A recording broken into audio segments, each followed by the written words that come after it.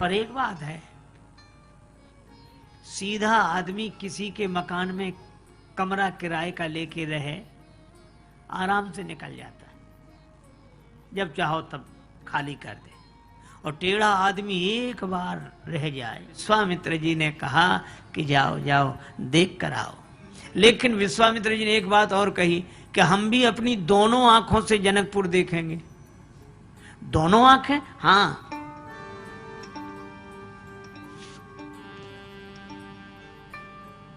ये तुम दोनों भाई मेरी दोनों आंखें हो, राम लक्ष्मण। ज्ञान और वैराग्य ये दोनों मेरी दो आंखें।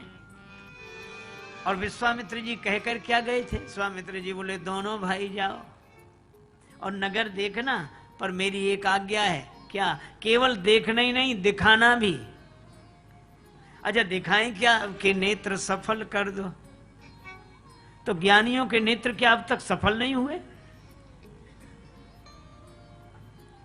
देखो भैया, ज्ञानियों के नेत्र सफल होते ही नहीं। क्यों?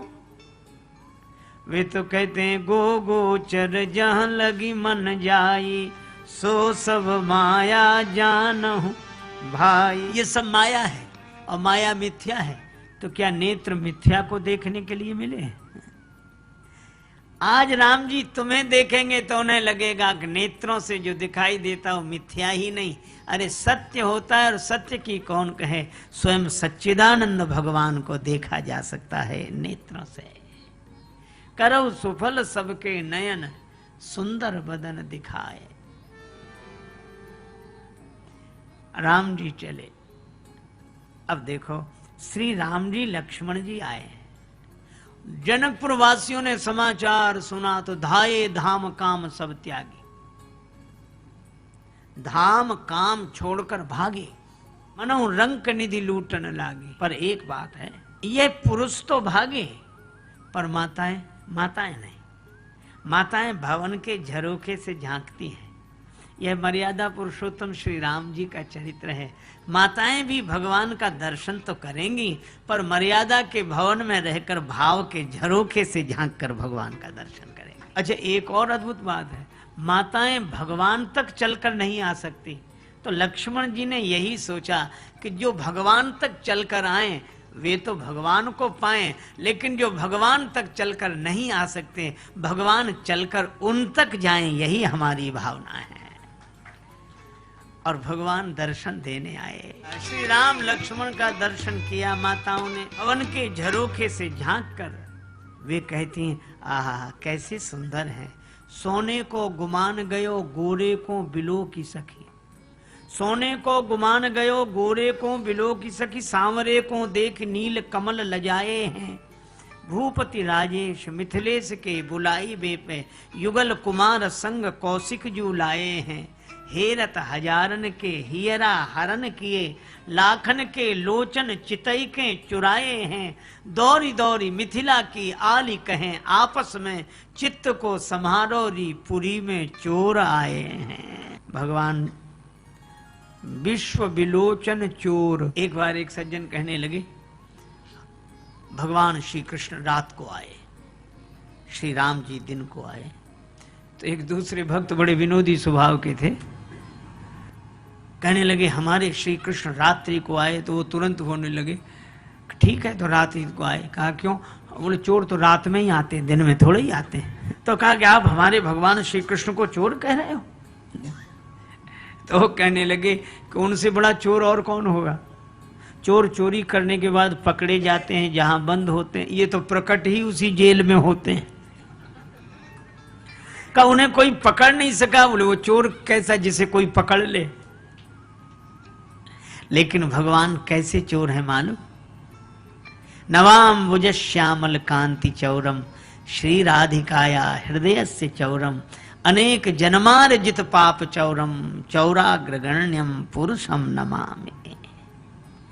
शरणागता नाम च समस्त चौरम, जो शरणापन्न हो गया उसका सब दुख दर्द चुरा लेने वाले ऐसे नंद नंदन श्याम सुंदर भगवान श्री कृष्ण चंद्र, वे भी चोर। अच्छा देखो एक बात है, भगवान राम को भी विश्व विलोचन चोर। अजय भगवान श्री कृष्ण के सिर पर मोर पंख बरहा पीडम नटवर बपहु कर्णयो कर्णिकारम, तो राम जी के सिर पे भी मोर पंख सिर सोहत नीके, गुच्छ बीच बीच कुसुम कली के। सखियां कहती हैं चित्त को संहारो नी, पुरी में चोर आए हैं। अब देखे बिना रहा नहीं जा रहा। तो एक सखी ने दूसरी सखी से कहा कि बहन ये जो दो राजकुमार जा रहे हैं तुम्हें कुछ दिखाई देता है? दूसरी बोली हाँ कुछ तो दिखता है, श्याम गौर अंग की छवि छटा दिखती है, नीलांबर पीतांबर दिखता है, काली घुंघराली अलकें दिखती हैं, अलकों पर रखी हुई चौतनी टोपी दिखाई देती है, पर सखी मुख नहीं दिखता। अब भवन की इतनी ऊंचाई से झरोखे से झांक कर कोई देखे तो मुख कैसे दिखेगा? तो दूसरी सखी बोली ये कोई राह चलते ऊपर थोड़ी ताकेंगे कि कोई इनका मुख देख ले,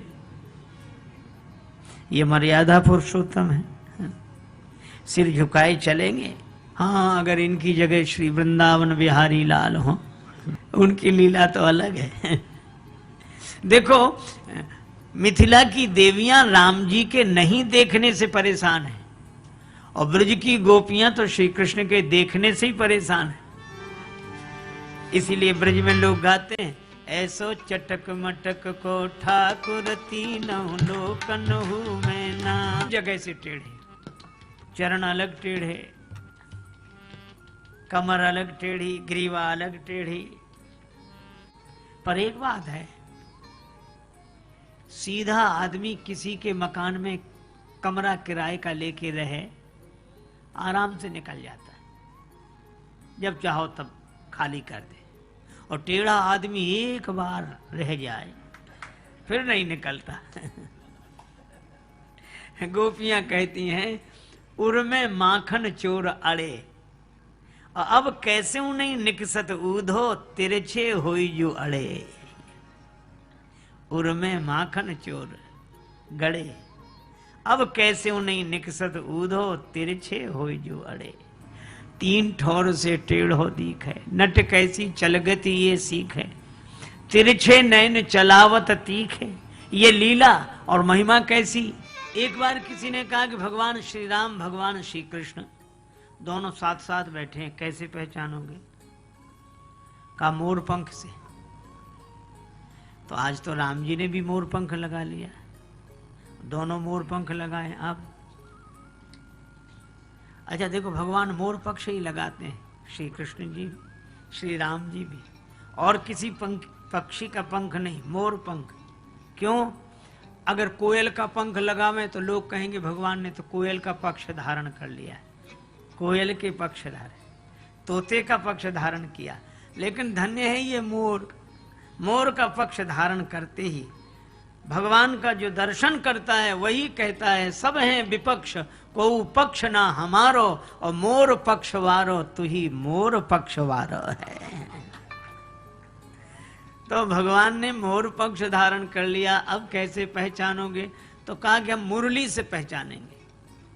तो भगवान श्री कृष्ण ने मुरली छिपा दी, राम जी ने धनुष बाण छिपा दिए। अब न उनके पास धनुष बाण न उनके पास मुरली, दोनों मोर पंख लगाए। अब इन्हें पहचाने कैसे?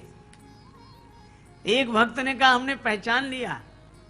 कहा कैसे पहचाना? वे कहने लगे नारायण दो एक हैं, रूप रंग तिल रेख, पर अंतर यही है उनके दृग गंभीर हैं, इनके चपल विषेक। राम गंभीर दृगंचल हैं, चख चंचल हैं, अति श्याम तुम्हारे।